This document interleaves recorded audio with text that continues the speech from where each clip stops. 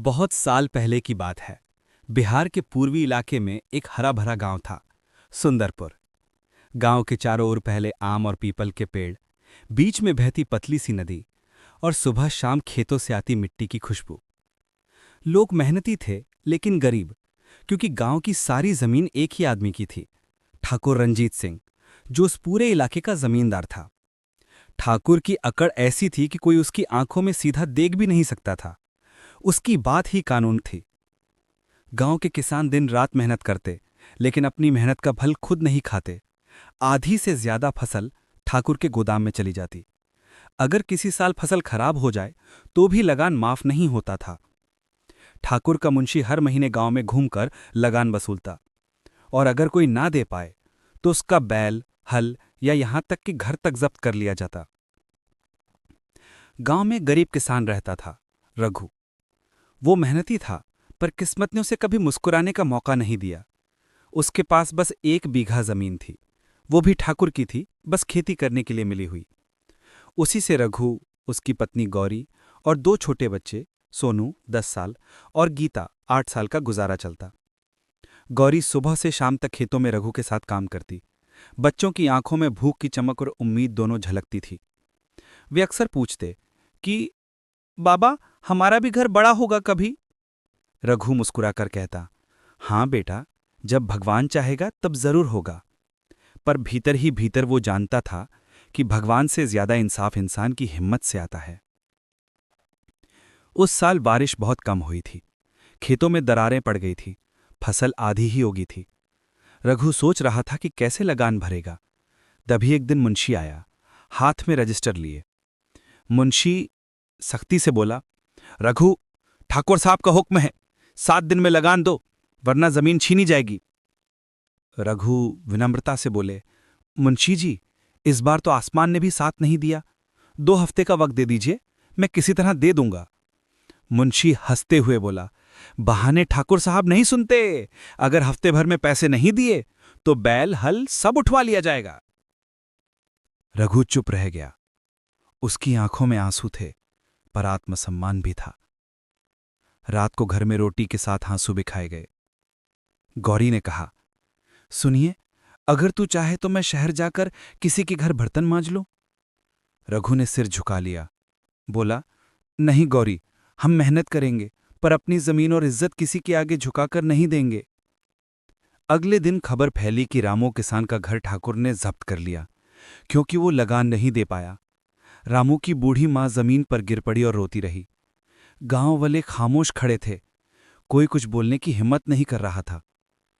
उस दिन रघु ने तय कर लिया, अब खामोशी नहीं। रात को गांव के चौपाल में कुछ नौजवान जमा हुए।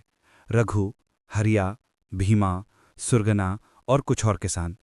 दिए की लौट टिमटिमा रही थी, पर उनके दिलों में आग जल रही थी। रघु बोले, भाइयों, हम सब मेहनत करते हैं, फिर भी भूखे रहते हैं। ठाकुर के खेत हमारे पसीने से हरे होते हैं, पर अनाज उसके गोदाम में जाता है। अगर हम सब एक हो जाएं तो कोई हमें नहीं झुका सकता। हरिया बोले, पर ठाकुर के पास पुलिस और बंदूक है रघु। रघु बोले, हां, पर हमारे पास सच्चाई और मेहनत है, वो डर सकते हैं अगर हम साथ हों। धीरे धीरे सबकी आंखों में डर की जगह हिम्मत आने लगी। उन्होंने तय किया, अब लगान नहीं देंगे। अगली सुबह ठाकुर की हवेली के बाहर सैकड़ों किसान जमा हुए। औरतें भी आई, लाठियां, दरांती और डंडे लेकर। बच्चों ने भी नारे लगाए कि अब अन्याय नहीं चलेगा, हम अपना हक लेकर रहेंगे। ठाकुर बाहर आया, गुस्से में लाल चेहरा, हाथ में छड़ी।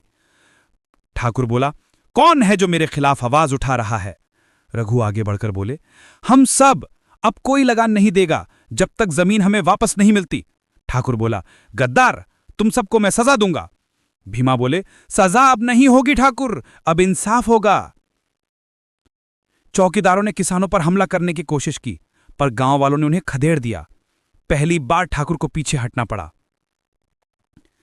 ठाकुर ने पुलिस बुलवाई। कई किसानों को पकड़कर जेल में डाल दिया गया।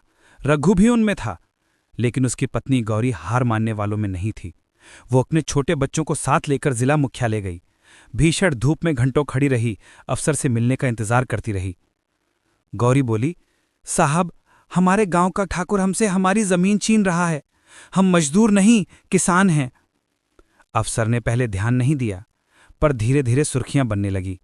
अखबारों में खबर छपी, सुंदरपुर में किसानों का विद्रोह। सरकार ने जांच बिठाई। कई अफसर गांव आए।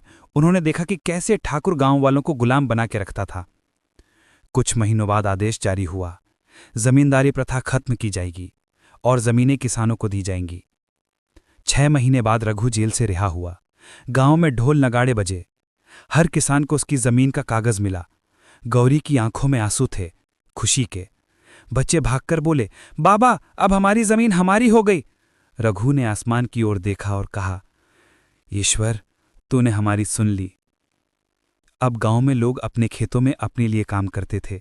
फसल अच्छी हुई, बच्चे स्कूल जाने लगे और पहली बार सुंदरपुर में बराबरी का सूरज उगा। रघु ने चौपाल पर सबको बुलाया। पूरे गांव में दिए जलाए गए। वो खड़ा हुआ और बोला, भाइयों और बहनों, हमने अपने हक के लिए लड़ाई लड़ी। याद रखना, जब तक हम एक हैं, कोई हमें नहीं झुका सकता। अन्याय कितना भी बड़ा क्यों ना हो, जब जनता जागती है तो राज बदल जाता है। भीड़ से आवाज आई, रघु जिंदाबाद, सुंदरपुर जिंदाबाद। ढोल बजने लगे, बच्चे नाचने लगे। रात के अंधेरे में भी उम्मीद की रोशनी थी। आसमान में चांद मुस्कुरा रहा था, मानो खुद भी आजादी की खुशी मना रहा हो।